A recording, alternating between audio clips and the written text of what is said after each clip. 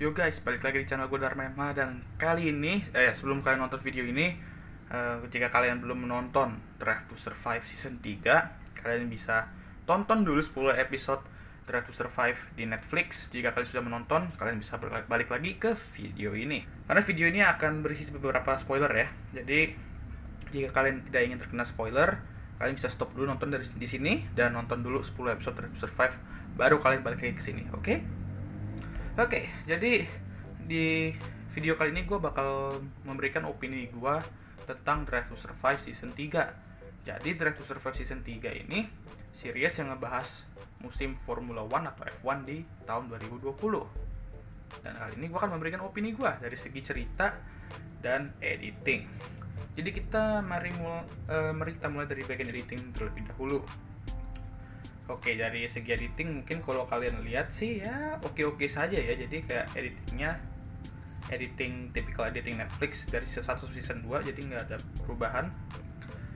Lalu kalau kalian lihat sih kayaknya sih nggak ada beberapa kesalahan sih ya kalau kalian lihat. Kalau kalian perhatiin banget, apalagi fans F1 ya, kalian perhatiin pasti ada suatu hal yang aneh. Kok gue bisa tahu? Jadi gini, karena mereka tuh memasukkan footage yang beda tempat. Jadi misalnya sedang balapan di Monza, tapi pas mereka masuk ke scene di pit wall ya, di pit boxnya itu, kalian lihat TV-nya tuh bukan kelihatan balapan di Monza, tapi misalnya di balapan di Austria atau balapan di Mugello mungkin ya. Dan ya itu yang salah satu hal yang menurut gue agak sedikit aneh. Jadi kenapa mereka memasukkan footage yang berbeda di race yang berbeda? Kalau menurut gue sih mungkin bisa saja karena COVID-19. Kan COVID-19 ini ada banyak peraturan ya, jadi mereka nggak terlalu bisa mendapat scene-scene yang tertentu ya. Jadi kadang mereka harus ngambil scene yang ya menurut mereka sebenarnya beda tempat, tapi mereka masukin ke diandai-andaikan scene itu tuh tempatnya sama kayak yang lagi balapan. Jadi ya mereka mungkin udah mencoba berbagai hal supaya itu nggak terlalu kelihatan, tapi ya di TV-nya tuh kelihatan banget ya. Ya gue ngelihat, dan ya itu yang menurut gue agak sedikit aneh. Tapi sebenarnya itu normal ya, karena kan ya lagi-lagi COVID-19 restriction ya, jadi mereka nggak terlalu bisa kayak berada di pit box ini terus, karena mereka juga harus pindah-pindah tempat juga. Jadi ya agak sedikit berat, jadi bisa dimaklumin ya. Sebenarnya bukan karena COVID doang sih, jadi itu emang dari dulu kayak gitu ya. Jadi kan mereka kan nggak selalu di satu tim gitu, jadi mereka di tim yang berbeda-beda. Jadi ya nggak mungkin mereka bisa dapet footage yang benar-benar sama momennya gitu, karena mereka mungkin pas di momen tertentu mereka lagi di pit box yang lain gitu. Oke, jadi itu normal, agak sedikit sulit sih, tapi ya mereka udah mencoba sebaik mungkin, dan hasilnya juga lumayan walaupun sedikit kelihatan ya. Dan juga yang ini yang aneh sih sebenarnya, kata gue ini yang menurut gue harus diperbaiki untuk musim season 4 ya. Radionya loh.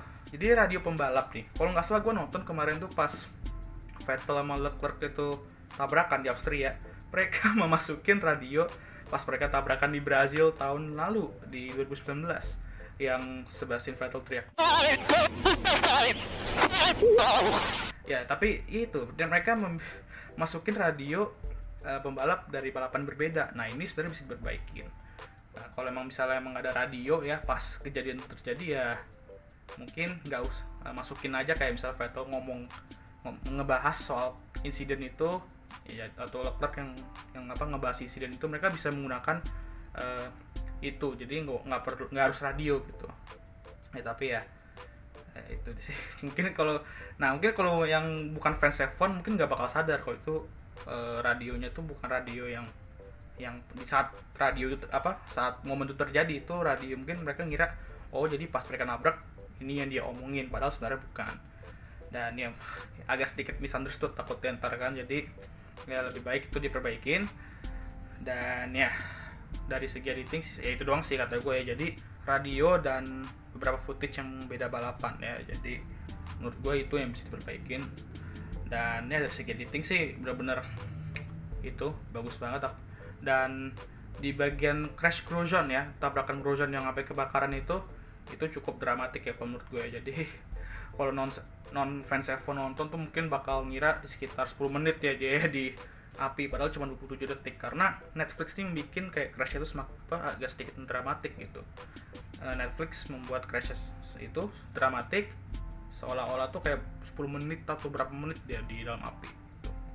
Ya itu lagi-lagi mereka kan juga ingin menciptakan suasana yang dramatik itulah yang bisa bikin penontonnya itu tegang gitu kalau di crash kayak gitu.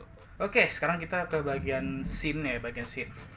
Sebenarnya banyak banget momen-momen di musim 2020 yang harusnya mereka masukin ke DTS 3 ini.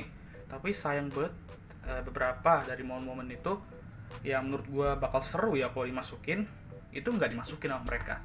Kayak misalnya Hamilton juara dunia 7 kali, terus Vettel podium di Turki, dan Stroll out pole position itu juga bener bagus banget itu kalau dimasukin, karena kan Stroll itu bener-bener lagi pas sebelum balapan Turki itu bener-bener banyak yang ya istilahnya nge-head lah, walaupun emang dari dulu, tapi itu lagi bener-bener panas-panasnya Stroll di head karena insiden-insiden yang ya itulah yang sama Verstappen sama Norris gitu.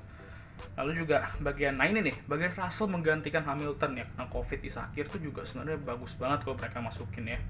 Tapi sayang mereka cuman menjadiin tuh kayak cameo doang, jadi kayak beberapa detik doang dijelasin, habis itu udah pindah lagi ke scene yang utamanya. Jadi ya sayang banget. Dan gue juga nggak ngerti ya kenapa mereka membuat seakan-akan Sainz sama Norris tuh musuhan, kayak bukan teman baik gitu loh yang biasa kita lihat gitu loh. Ya gue juga nggak tahu, tapi ya sebenarnya emang bener-beneran musuhan di musim itu atau enggak, tapi kalau yang dari gue lihat di media sosial dan lain-lain sih enggak sih. Dan ya gue mungkin fans yang baru nonton mungkin ngira wah ini dua pembalap yang serius banget ya gitu. Kelihatannya kayak serius banget itu mereka di episode Netflix itu, jadi kayak seakan-akan mereka benar-benar itu musuhan.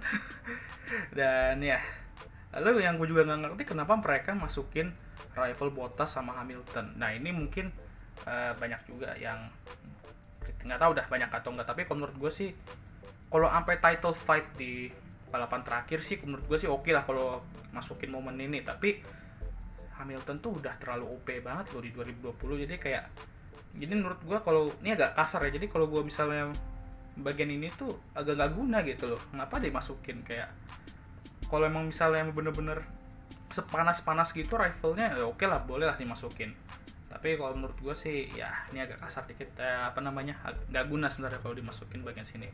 Tapi selain itu benar-benar bagus dan menghibur gue dan mungkin beberapa fans F1 lainnya di saat kita menunggu musim F1 2021 mulai pada saat itu. Jadi sekarang pertanyaannya, haruskah kalian menonton DTS 3? Jawaban gue yes, kalian harus. Gue rekomendasiin kalian nonton ini karena DTS 3 ini bisa ditonton oleh siapapun dah yang udah mature only, karena age ratingnya ya gitu. Dan ya gue rekomendasikan ke kalian bahwa kalian harus nonton DTS 3 ini. Walaupun kritik gue tadi kayak misalnya bagian editing sama scene-scene yang sebenarnya gue kira masuk tapi ternyata enggak, tetap aja itu DTS 3 tuh tetap bisa mengedukasi kalian kan di behind the scene-nya Formula One. Jadi yang beberapa mungkin fanpage atau mungkin akun official F1 sendiri nggak pernah jelasin tuh dijelasin di Netflix, di Drive to Survive. Nah yang siapa yang ngejelasin tuh ya itu si Will Buxton itu di DTS 3.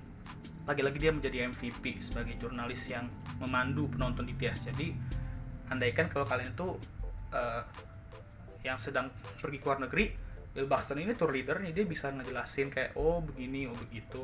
Bener-bener bagus banget lah intinya lah, bener-bener jelas dan dapat dimengerti lah kalau Will Buxton ngejelasin gitu. Dan ya, jadi jika kalian gabut terus kalian ada Netflix, tonton aja coba tuh Drive to Survive season 3. Dan untuk non fans F1, gue saranin kalian kan karena kalian masih baru, kalian nonton dari season 1 dulu.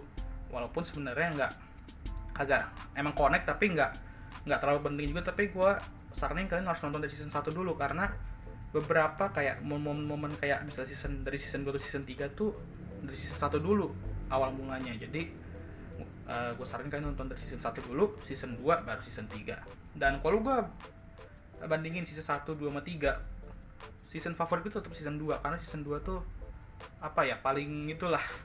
paling bagus menurut gue. Jadi kayak